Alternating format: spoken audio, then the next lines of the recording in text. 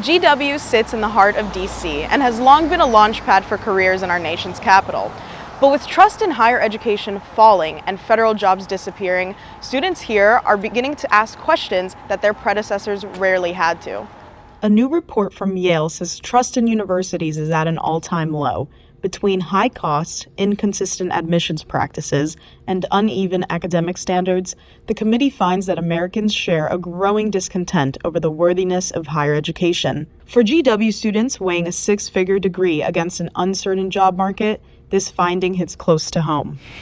It's difficult for me because I'm not going straight into a job. I'm going into vet school. But I have noticed the stress in a lot of the seniors that I've been talking to, and they're constantly just like, I need a job, I need to get a job, and I think that that's a big thing that's happening right now.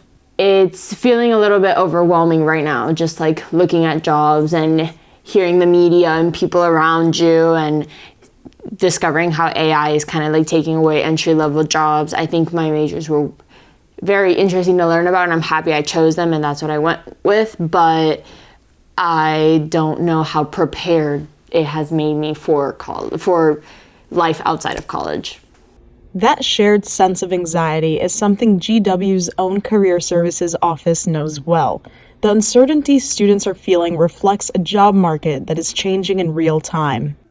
To what extent is there a guarantee of some kind that if I get a degree from this institution, what am I going to get on the other side? That, probably first and foremost is going to pay for what I spent to get the degree.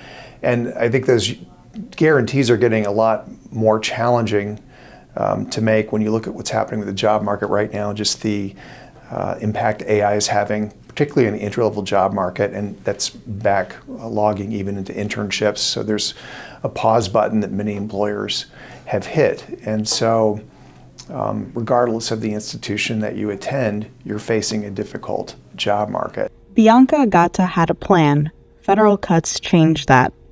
I wanted to work in diplomacy or foreign affairs or something with the government, but in an international aspect. And a typical internship here is being an intern on Capitol Hill, and that's what I'm doing right now. So I definitely came into GW thinking that I would get a government job. Now I'm not so sure anymore. I don't think they look as stable as maybe they looked like before. There is an impact that's residual from the cuts that were made starting last January.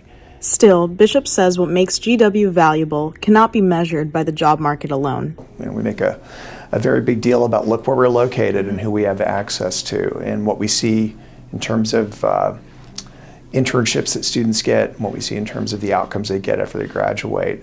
They are definitely taking full advantage of the connections that one gets through GW. I'd like to think it's visible to students, but the anxiety is still out there, and it's everywhere. When I talk to employers, when I talk to friends with students in other universities, the anxiety that we're feeling here is being felt everywhere. While the job market may be shifting, students say the connections they're making here are still worth something.